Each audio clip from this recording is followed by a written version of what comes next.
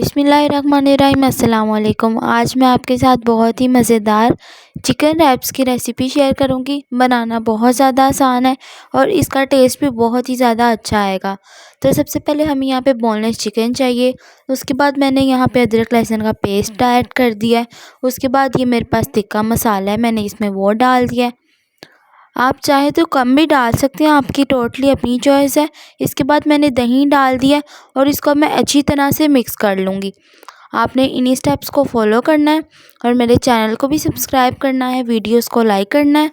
तो इसी तरह मैं अपना चिकन को मिक्स कर लूँगी और आप कोशिश कीजिएगा ज़्यादा से ज़्यादा देर अपने चिकन को मैरिनेट करके रखिएगा, क्योंकि इससे टेस्ट बहुत ही ज़्यादा चिकन का अच्छा आता है। मैंने यहाँ 2 आवर्स के लिए रखा है। अब दूसरी तरफ मैंने यहाँ पे 5 टेबलस्पून दही ले लिया है। दही ऐड करने के बाद मैंने यहाँ पे क्रीम ले ली है।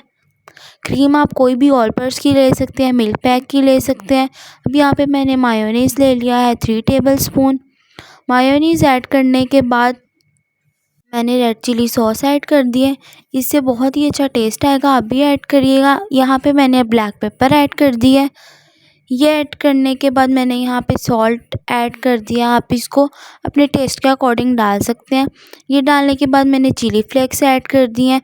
चिली फ्लेक्स डालने के बाद इन सब चीज़ों को मैं अच्छी तरह से मिक्स कर लूँगी और आपने इसको अच्छी तरह से इतना मिक्स करना है कि इसका जो पेस्ट है वो बिल्कुल स्मूथ हो जाए, वो मुंह में डालते साथ ही घुल जाए। अब इसको अच्छी तरह से मिक्स कर लेंगे और हमें इस तरह से थिक कंसिस्टेंसी चाहिए अपने पेस्ट की। दूसरी तरफ हम अपना चिकन तैयार करते हैं। बिल्कुल थोड़े से ऑयल में हमारे ये चिकन तैयार हो जाएगा और ये आप इसको डाइट में भी यूज़ कर सकते हैं। यहाँ पे मैंने चिकन ऐड कर दिया। अब मैं इसको हल्की आंच पे पकने के लिए रख दूँगी। चिकन की मैंने इसलिए छोटे पीसेस किए हैं, इसको पकने में इतनी देर नहीं लगेगी। अगर आप बड़े पीसेस इसके करेंगे तो आपको इस बहुत ज़्यादा टाइम लगेगा, तो इसलिए मैं आप छोटे पीसेस को प्रेफर करिएगा। तकरीबन 10 मिनट के बाद मेरा चिकन काफ़ी हद तक पक चुका है। अब मैं इसे अच्छी तरह से मिक्स कर लूँगी और आपने इसको ज़रूर ट्राई करना है। और अगर आप कोई न्यू रेसिपी सीखना चाहते हैं तो आप मुझे कमेंट बॉक्स में ज़रूर बताइएगा, मैं आपके साथ वो भी ज़रूर शेयर करूँगी। तो यहाँ पे हमारा चिकन टोटली तैयार हो चुका है और इसका पानी भी खुश्क हो गया है। दूसरी तरफ ये हमारे पास टोर्टिला रैप्स थे, इसको मैंने बिल्कुल हल्का सा सौटे किया क्योंकि ये ऑलरेडी ब्राउन थे।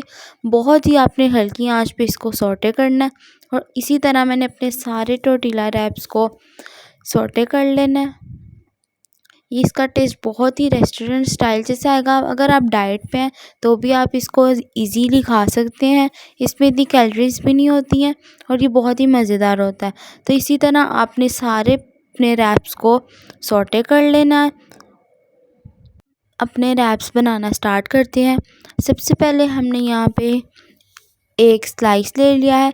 उसके बाद हमें जितनी भी ये चीज़ें थी वो चाहिए।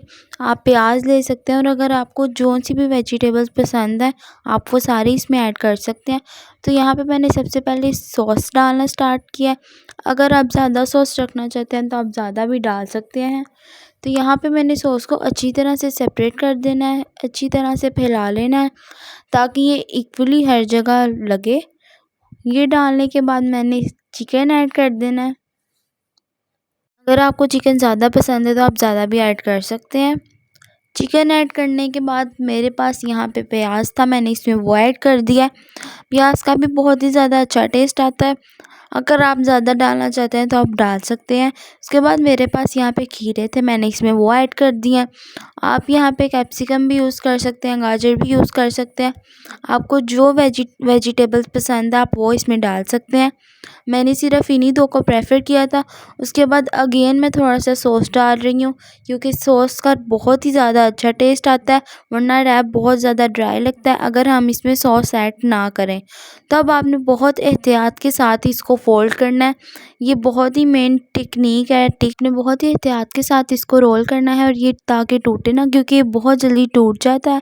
इसी तरह हमने अपने बाकी रैप्स को भी तैयार कर लेना है और आप सोचते होंगे कि मैं इतने दिनों बाद कहाँ से आई। एक्चुअली मेरी फैमिली के कुछ इश्यूज़ चल रहे थे और मेरा ऑपरेट भी हो गया था टॉन्सिल्स का, तो मेरी तबीयत बहुत ज़्यादा ख़राब थी। मगर आपके प्यार और दुआओं की वजह से मैं बिल्कुल ठीक हो चुकी हूँ।